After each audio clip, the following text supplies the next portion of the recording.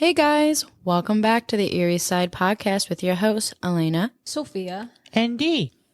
We appreciate you guys listening, and I hope you're ready to get on the Erie Side.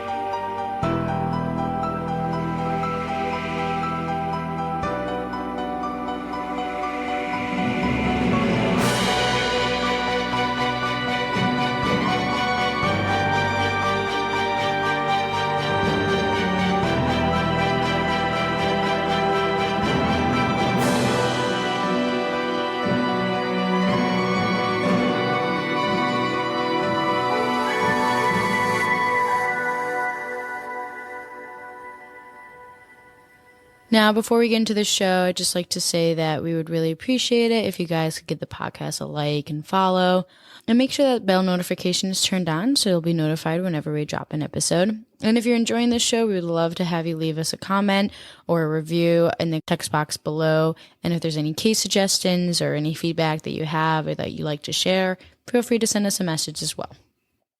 And share the podcast with family, friends, or really anyone that you think would enjoy it. And then follow us on Instagram, TikTok, and Facebook. Before we get into the episode, this case does contain details of disturbing and tragic events and does involve sexual assault. I just want to give a brief warning. We understand that this subject matter may be deeply unsettling or distressing for some listeners, so listener discretion is advised. Before we start with your story, I do have an update on one of my past stories, Lee Ochi. Oh, really? Okay. Yes. I like to do a shout out to one of our listeners who informed us that in one of my stories on Lee Ochi that there's an update.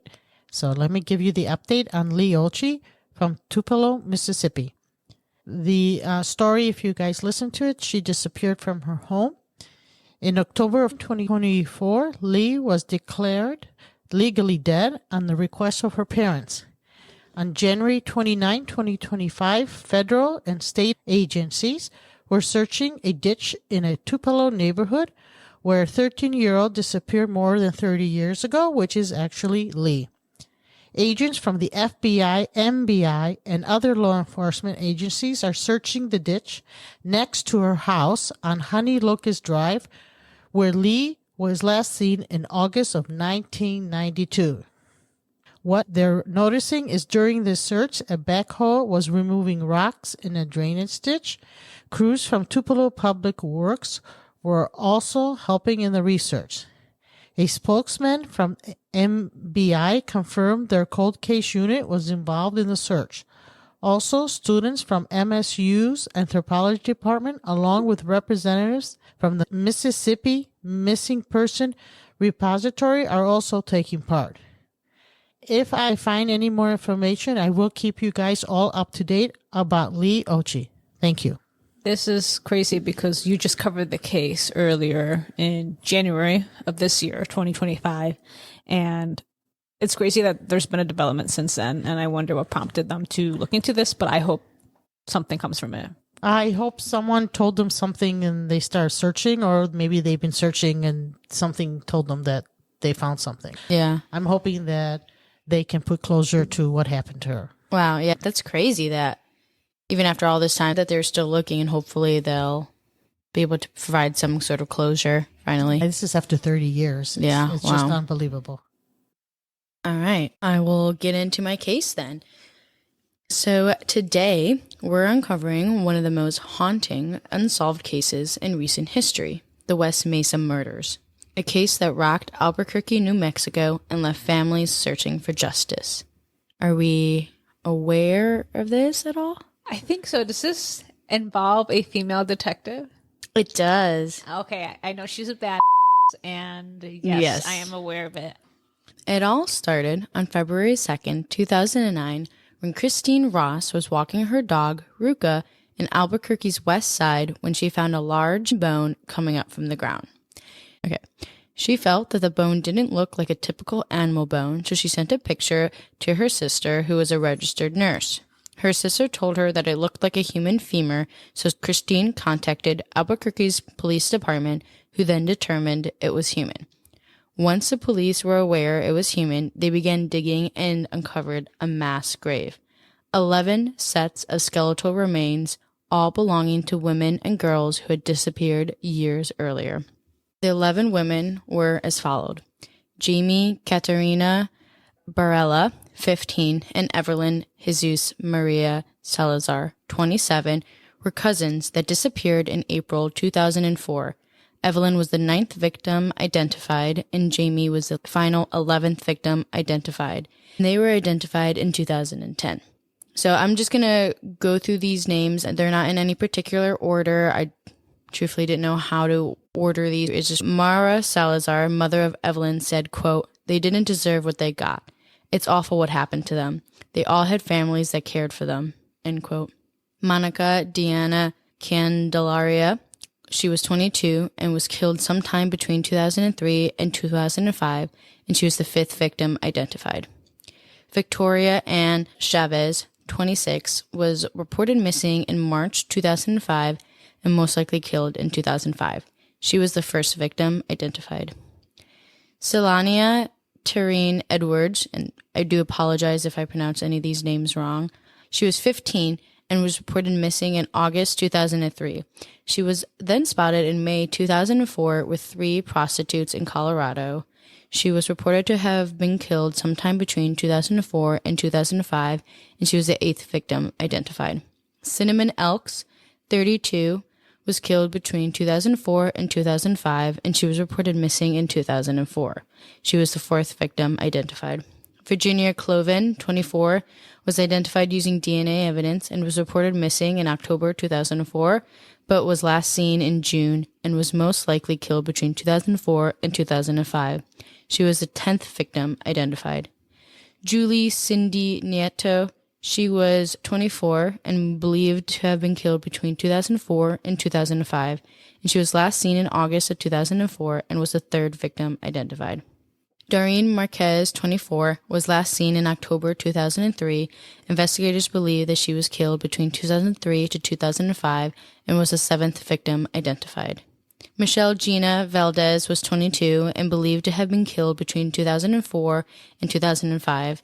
Michelle was 4 months pregnant when she died, and the remains of her unborn child were found with her. According to her father, Dan, quote, "Her smile was just beautiful, and I want everyone to know she was a beautiful person," end quote. She was reported missing in February 2005, and she was the 2nd victim identified. Veronica Romero was 28, and she likely had died between 2004 and 2005. She was reported missing in February 2004, and she was the 6th victim identified. And when I say identified, once they all found the remains, that was the order in which they were able to be identified. Now we'll get into how long it took, but they worked really hard to identify these women and bring closure to their families. Any thoughts? Were these ladies living in a high-risk lifestyle? Because what I'm noticing is they really don't know exactly when they disappeared. Yeah, and that is the case. A lot of them, and I'll get into that, unfortunately, were in more of a high-risk lifestyle, and a lot weren't reported missing for a while because really weren't in connection with a lot of people to know that they were missing. All right, so that is why they don't know exactly which year they were deceased. Okay. Well, that, and it is hard to tell forensically, too, exactly when they died. They could have been possibly the whole time or just recently. It's hard to tell, it being too long to forensically tell. Over the course of many weeks, all these women were found in a mesa located next to 108th Street Southwest in Albuquerque, New Mexico, hence the name West Mesa Killings. All but one was reported to have been involved in prostitution or drugs.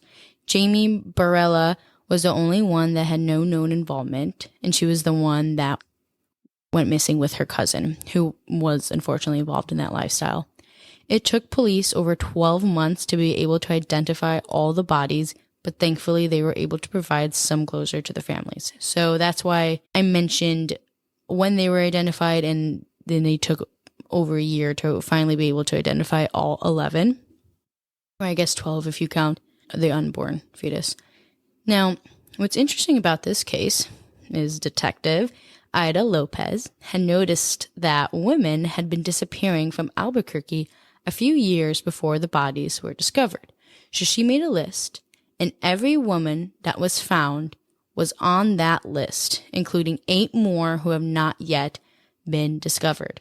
So this detective started noticing signs before anyone else, and she had ended up making a list, and all of the women that were found were on that list. And I think that is incredible detective work. So props to her. And yes, and that was the detective you mentioned. It is really incredible that she was able to put the pieces of the puzzle together and say these are most likely related, and then it turned out she was right. And then also there's 8 more who are still missing. Okay, there were still 8 more that have not been discovered. What she noticed was all the women were either involved in drugs or prostitution, which is most likely how this person got them, either promising drugs or wanting sex. She also noticed that most of the women were women of color, mainly Hispanic. Now, the names of the 8 missing women are Martha Jo Lucher, age 32, and was reported missing in 2003 and reportedly knew 2 of the 11 victims. Detective Lopez said that she's unsure if Martha, quote, was a victim of the same killer, and perhaps due to circumstances, the killer decided to or was forced to dispose of her body elsewhere. Anna Vigil was 20 when she disappeared in January 2005. She had been arrested for prostitution, and when she was released, she called her dad to pick her up, and when he arrived, she was gone. Anna had a 4-month-old son when she went missing, and he'd be about 19 today. Nina Heron was 21 when she went missing in May 2005. She had a 4-year-old son when she disappeared. It was also reported that she would sometimes prostitute to support her addiction to drugs and alcohol.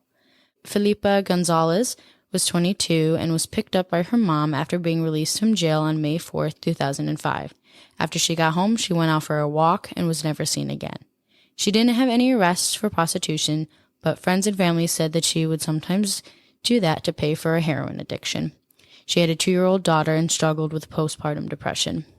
Chantel Monique Waits was 29 when she went missing on March 1st, 2006. She had 4 kids who were being raised by her grandfather and his wife. She also had a history of drug use, and unfortunately her grandfather died without answers in 2017. Vanessa Reed was 24 when she went missing in June of 2006. She also had a history of prostitution and drug use. Jillian Henderson Ortiz disappeared at age 19 in March 2006. She was last seen in Albuquerque and would work as a prostitute to support her heroin addiction. Leah, or Anna, I've seen both names used, Peebles was 23 and disappeared in August of 2006. It was reported that she got a job interview at a cafe but never showed. She had a history of drug use after dealing with molestation by a relative when she was a child, then by a classmate in high school. All 19 of these women disappeared sometime between 2003 to 2006, and all of the Mesa victims were killed between 2003 to 2005. Now, the reason why I mentioned that they had a history of prostitution and drug use is not to paint them in a bad light, but to show that there could be a possible connection to the other women found. These women were good women who struggled with addiction, mental health, and being able to make ends meet. They were vulnerable women, and the sick man or men took advantage of that. There were more women on that list, but with time, some of the women were found alive or had died unrelated to this case. As of right now, these women are still missing with no new leads that I'm aware of. Police have said that they can't rule out that there could be more victims. Where does this leave us? This is the true definition of a cold case. The bodies were found years later with no evidence to be tested. There's no way to determine the cause of death, but it's speculated it could have been strangulation, although it's been so long there's no way to tell for sure. In 2022, a cold case investigator named Liz Thompson said, quote, "These women weren't shot. There was no evidence that they were shot and killed or blunt force trauma. This complicates the case and makes it a little harder to solve because we don't have the clear indications of what actually caused their deaths. And there's no actual crime scene to investigate, only the burial site. If there were any witnesses, none will talk because they're afraid of the person or afraid to talk to the police." The police obviously didn't have much to go off of, but they did find a plant tag near one of the bodies that belonged to a plant nursery that pointed them towards a suspect, Joseph Blea. He worked in landscaping, but the police were never able to connect him to the murders. Blea had a history against women and was arrested in 2015 and is currently serving a 90-year prison sentence for serial rape. Excuse me, have the murders stopped since he's been in jail? Technically, they stopped before then. Okay. Yeah. What year did he go into prison? 2015. Oh, that's a good amount of time. When did the murders stop? As far as they know? I'll get into that in a second, yeah. So he was arrested in 2015 and is currently serving a 90-year prison sentence for serial rape. In the 80s and 90s, he would break into homes and assault middle school girls. Oh my gosh. Yeah, and he was eventually identified through DNA evidence decades later. According to Blea's wife and daughter, they found jewelry and female underwear that wasn't theirs. The police later confirmed this. However, despite all of this and an apparent confession he made to a cellmate saying he hired the victims and called them trashy, there weren't enough evidence to guarantee he was the murderer. He could just be talking out of his you-know-what. Exactly. He is technically, I think, still a suspect, but there is no evidence or anything to tie him to it. It's up to you if you think he could possibly have done it. There was also someone named Fred Reynolds, who I believe the police looked into. He was a pimp who apparently had pictures of missing sex workers and knew one of the missing women. However, he died in January of 2009 due to natural causes. So, that leaves us with our final suspect, Lorenzo Montoya. Montoya was a pressman at a local printer who was actually killed in 2006 outside his home, which was less than 2 miles away from the West Mesa burial site, after this man saw Montoya carrying his girlfriend's body to his car. Montoya had choked a prostitute to death, but what he didn't know was that that woman's boyfriend was there and went back to check on her, and when he saw what happened, he shot and killed him. The police did say that at the time they believed this wasn't his first kill because it was, quote, too brutal, end quote. Coincidentally, after Montoya was shot, the disappearances stopped and no new bodies have been recovered. Yeah, that's pretty interesting. Yeah. He did have a history with law enforcement, prostitution, and domestic violence. According to Montoya's girlfriend, he would beat her, do disgusting things to her, and she even said that he threatened to, quote, to kill me and bury me in lime, end quote.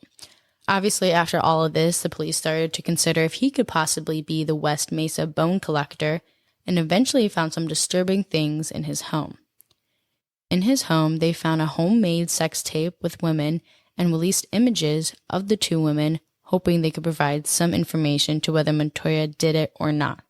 And actually, I'm going to pause there. You guys can take a look at the pictures that I sent. The first two are just of like the West Mesa. It's very desolate, nothing going on.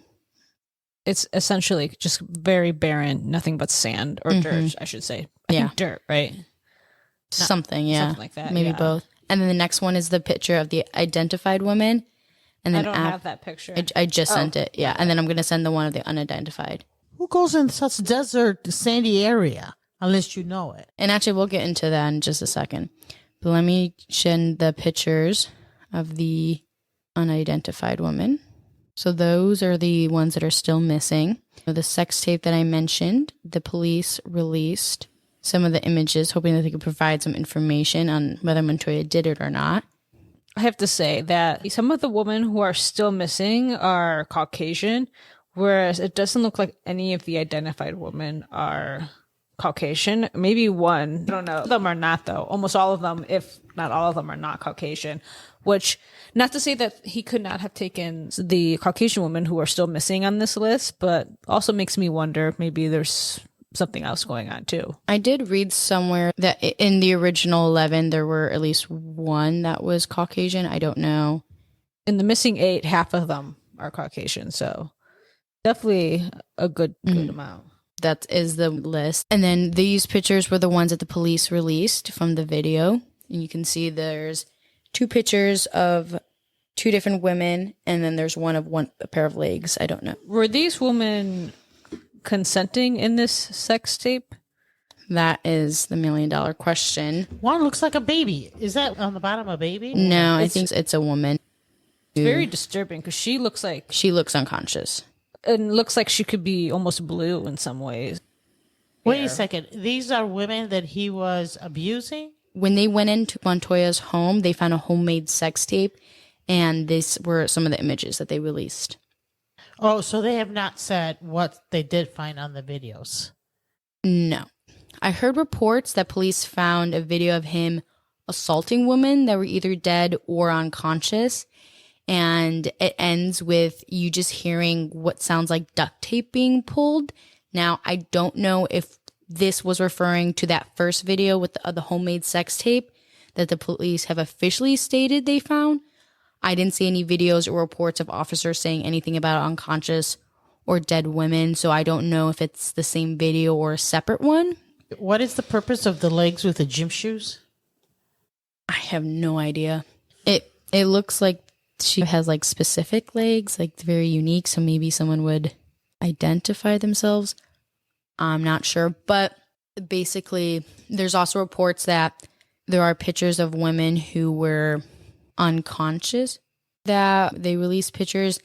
Now, I have found some pictures of those women, but I'll send them, but I cannot access the article, like where it came from, so I do not know, and I cannot guarantee if this is from that or from something else. The women that he has on these videos that shows he killed them?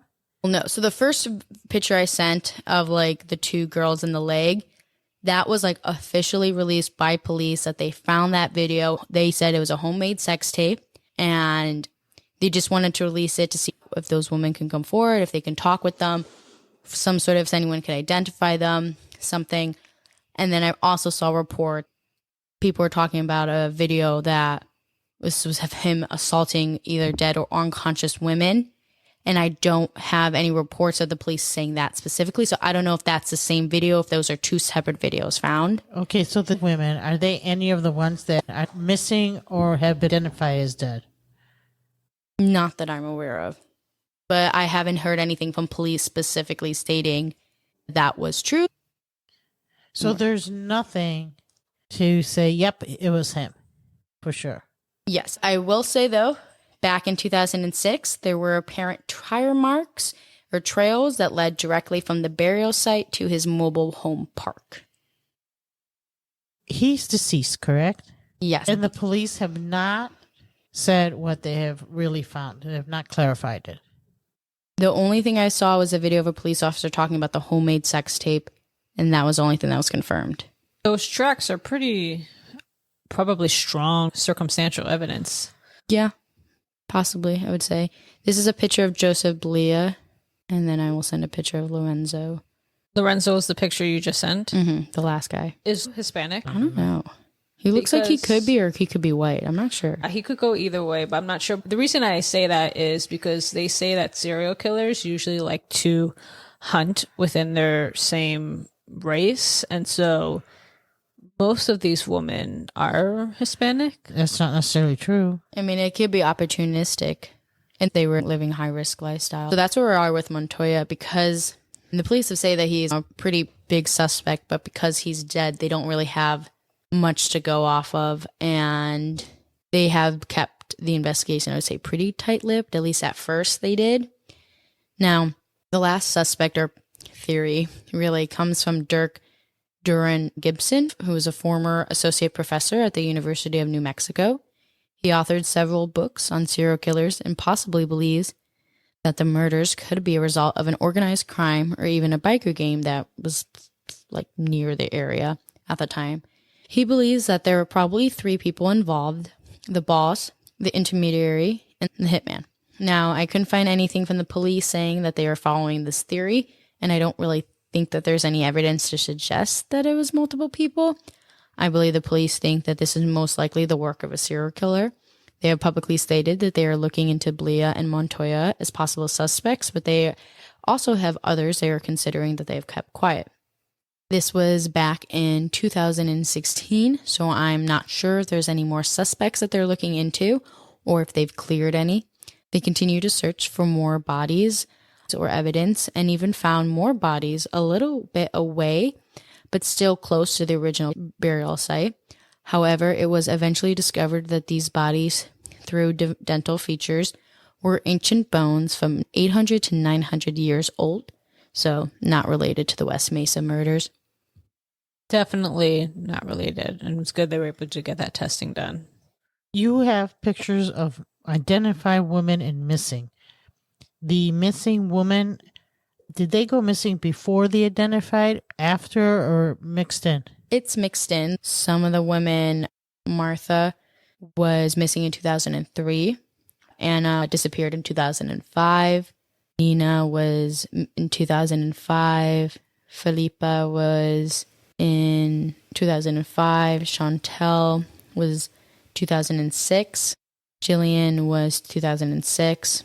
Leah was 2006. So they seem like they're a little bit afterwards, except for that first one, Martha, which was in 2003. So I'm pretty sure Martha went missing after the first two, after a couple of the 11 victims, and then the rest were later on. And they have no DNA evidence? On the bodies they found? No. Or if they have, they haven't shared that. I know they said they wanted to put Montoya's DNA in the database, but because he's dead, there's a law that you couldn't do that, and they were trying to pass a bill to that they could put his DNA into the database, but I'm not sure. I would assume that if they have his DNA, they could probably already test it, but their bodies were just bones at that point, so I think any DNA that was possibly there is gone by now. I don't understand what a bikers group are going to do. Why you need 3 men? And what do? Do they use them? Do they kill them? 3 men watch they kill 1 woman? I just don't understand what the whole thought process on that. I'm not sure. I don't really think people hold a lot of weight to it, but it was a possible theory, so I just wanted to include it rather than not include it, but it seems like there's not a lot of evidence to suggest that, and I think the police have even come forward and said that they think that this is an work of a serial killer, which I know police are not willing to just go out and say that unless they have enough evidence to believe that. They don't say those things lightly, so I'm not sure, but it seems like they think one person did all this. All these victims are not from New Mexico, correct? One was like last seen in Colorado. A lot of these were somewhere near the area, or they weren't missing further away. One woman, I think she was one of the bodies that were found, she moved out there because she met a boy, and she moved out with her father because her father was in New Mexico. Some of them weren't from New Mexico originally, but had moved out there to try to have a better life. Okay, so he definitely has his own range where he goes, and it seems it's around New Mexico. There's places near like West Mesa that are very known for like prostitution and drug use and stuff like that. Okay, what are we left with? This case still remains open, and law enforcement are still receiving tips to this day that they are investigating. They started off with their investigation trying to keep everything very quiet, but as time went on, and with no new leads coming forward, they slowly started to release new evidence, like the pictures that they found in the video. Law enforcement still remains on this case, but unfortunately, without any new leads or tips, I fear that this case will never be officially solved, but it does seem like the killings have stopped. What do you guys think? Was Montoya the killer, or is someone else out there still evading capture? I suppose we can never really know for sure, especially since we didn't get to the trial, but my suspicion is that it was Montoya, just based on the evidence we do have, such as the killing stopped right when he died. He was assaulting I think it was a sex worker, right? Mm-hmm. He ended up killing her. Yeah. Her boyfriend caught this in the act, so there's a proof that he was targeting at least one sex worker and ended up killing her. And then there were also tracks leading from his place of residence to the burial ground where these women were missing. So my suspicion is that it's Montoya. So let me get this right. When Montoya passed, did the crime stop the way it was happening? I would say yes, they did seem to stop, since most of the women were killed around 2005, and some of the other possible victims disappeared between 2005 and 2006. And then after he died, there were no other victims that went missing since then, but they didn't discover the bodies until 2009. But it seems like they've stopped. He passed away 2006. Mm-hmm. and he himself was killing another Sex worker. sex worker. Mm-hmm. Was she Hispanic, white, or African American? Not sure. Let me pull up her name. I have not seen any pictures released of her, so let me see if I can search. When he was killing her, he suffocated her, right? He strangled her, yeah. Strangled her. Mm-hmm. So it seems like all the bodies they found were probably strangled also. Even if they were shot, sometimes bullets hit bones. Mm-hmm. There's no evidence of bullets or anything. Even if they were stabbed, again, a knife will hit a bone, and maybe it doesn't hit it every single time. They found so many bodies. They would have found that. It sounds like, unless he poisoned them, it sounds like they were probably strangled, which he did strangle someone in front of her own boyfriend, more or less. There's a lot of pieces there that fit his puzzle. Mm-hmm. I'm not saying for sure it's him, but it definitely sounds like him.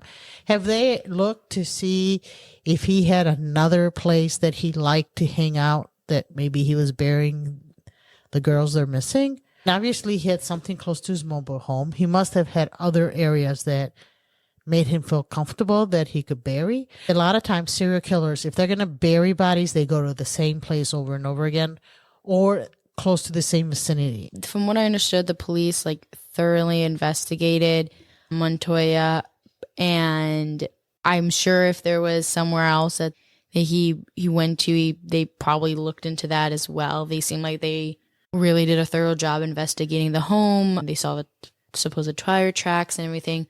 But I'm not sure if they looked anywhere, but I feel like if there was somewhere that they found, they would have looked. And he was always in that area those years the women were missing? I believe so. Was he married, you said? He had a girlfriend, though. Okay. At some point, I don't know. So he was not married. Yeah. So the women who were identified, they went missing in the years 2003 to 2006? They disappeared between 2003 to 2006. All 19 of the women disappeared between those times. But the Mesa victims were killed between 2003 to 2005, most likely in the time range. He was killed in 2006, right? Mm-hmm. What about the ones who weren't identified? When did they go missing? You mean the ones that are just missing, that they don't have any bodies? Yes. They're part of that 19 that was between 2003 to 2006. Okay. The reason I asked is because there was a part of me that thought maybe they went missing in a different time period in the hopes that maybe that's why he chose to bury them somewhere else. But now it just makes me think that he had different spots for whatever reason, and they just went to the other location. I'm not sure. I've also seen people say that the crimes occurred between 2001 to 2005. From what I found, all of the women who were identified and are still missing seem to last been seen within 2003 on. So I'm not 100% sure of the exact timeline, but it seems like most likely it's from 2003 somewhere to 2006. Do they know if he went through anything dramatic in those years, at the beginning of those years, to trigger him to do this? I'm not sure. There's really not a lot of information on Montoya. I was wondering if something triggered it in his life. If it's from 2003 and 2005, and we know of 19 women, then there may be more. That's 3 years for sure. And we're at 20. That's like killing 5 women a year. Mm-hmm. That's a lot. Yeah. It sounds like something triggered him. I was wondering if they're aware of anything that may have triggered him. None that I can find. There's really not a lot of information on him, but how old he was or anything like that. All I'm saying is that he may have killed before, Mm-hmm. but whatever happened to make him go into total crazy mode here, 20 women almost, Right. and there might even be more that we're not aware of. Mm-hmm. That's like usually something happens that they go a little nutso or something. I will say that the police said that when they saw the teenage sex worker that he did kill, they said that it was just too brutal for them to think it was his first time. So I wouldn't be surprised if he had other victims, and I also wouldn't be surprised if they were West Mesa killings. I don't have anything about a stressor, but I also read that he had been arrested previously for violent attacks on sex workers. So I wouldn't be surprised if he started off with either just assaulting them in some way and then eventually worked his way up and maybe accidentally killed them and then found out that this is what he wanted. So he does have a history with obviously not only killing that one sex worker, but with assaulting other ones and being arrested for that. Now, if I understand this correctly, the police have never said it's him.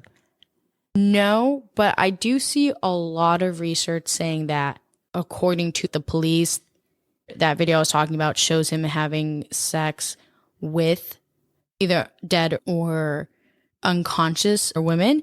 I just haven't seen an article or heard a video of the police saying that specifically, but it seems like all the articles are saying that police have said that they have a video of him having sex with either unidentified women where they're either dead or in some way unconscious, but they've only released the second part of the video, which I actually did watch. And I don't know if this is a video, but it shows like the camera's off the side. You just see a wall and you just hear duct tape being pulled and then like a bag being like rummaged in the back. Like it sounds like he's getting ready to dispose of her body or a body. If I understand correctly, they have not identified any of the women, even in those videos. So they have not said that it is him, because we do have a few women missing and they still have not identified him. If he is the one, I mean, he has killed quite a few people. The women in the video are unidentified, at least the ones that they've released publicly, because they did that in hopes that the women can either come forward and say, yes, he assaulted me, this is what happened, he is a bad guy, or no, like this was just his weird fetish and it was consensual and to clear him or something, but they are still unidentified in hopes that someone knows the women or the women themselves can come forward. Or they're dead. Exactly. Is there a reason we do not know about his upbringing or why they have not been able to connect with former family members, friends, acquaintances to just get to know a little bit more about who he was, especially in his early life? I think because this investigation is still going to be the policing, if it is him, great, he's gone, he's dead, there's not much we can do. But if it isn't, we need to do everything we can to have an answer. I would assume that they probably reached out to those people, his like family or friends or anything that he might have had. They just haven't said anything publicly because they're just trying to keep everything quiet. But it also seemed like he was in a trailer park. I don't think he really had much of a life outside of just going to work and maybe just killing women. I guess that would not surprise me. I also saw a report, don't know how true this is. Coworkers had said that he mentioned like killing women and burying them in West Mesa. So that he tells them that and they just sit on this information? I don't know how true that information is. Many people think when someone says that they're joking, and they don't take it seriously. I could not say that it was credible information. The police said nothing that I saw have said that was the case. What's really sad is that if he wasn't caught while he killed another sex worker, he would still be out there. Oh, yeah. Exactly. The bodies weren't found for another 3 years. So he could continue doing that on and on and on until who knows, really. I just wouldn't be surprised if there was another burial that he has, because I feel like the 11 victims that were found, I think that those were probably earlier and maybe the other ones came later. If there were other victims, I don't know why he wouldn't bury them there, because at that point it was the burial site was untouched. It was like 2 miles from his house. Are you sure there's no DNA on there at all? Maybe they're not saying anything? It could be that they're not saying anything. I know that they're trying to pass a bill that could get Montoya's DNA into the database. I think it's more to see if he's tied to other assaults or other like attacks, to say, okay, maybe if he's tied to another sexual assault, you can talk to that person, see what happened. I think that they would have his DNA if need be to compare it. So I think either one, there's probably no DNA because these women were killed between 2003 to maybe 2005, 2006. So it's been like over 3 years and they're just in the ground left to the elements. Did they have clothes on still, or were they just thrown in there naked? I don't know. It's possible they had clothes on and DNA is long gone now. I know that they were just bones at this point because the way it was described for the woman that was pregnant, it was her bones and then the baby's bones were right next to her or on top of her. She still could have been wearing clothes. Yeah, I'm not saying that there's not. I'm just saying that I know for a fact that they were just skeletal remains. So I don't know about the clothes. I'll end with this. If you have any information that you feel might be beneficial, don't hesitate to call 505-768-2450 or call Crime Stopper at 505-843-STOP. And there is also, as of right now, I believe $100,000 reward that's being offered for any information that leads to a solve or some sort of question. You can also contact the detective, Ida Lopez, but out of respect for her, I'm not going to release her email, but if you need to, her email is public. She also wants some families to email her to update their contact information so she can still keep in touch. But I got to hand it to this detective. She worked hard and noticed that there was something going on before anyone else, so props to her. All right, guys.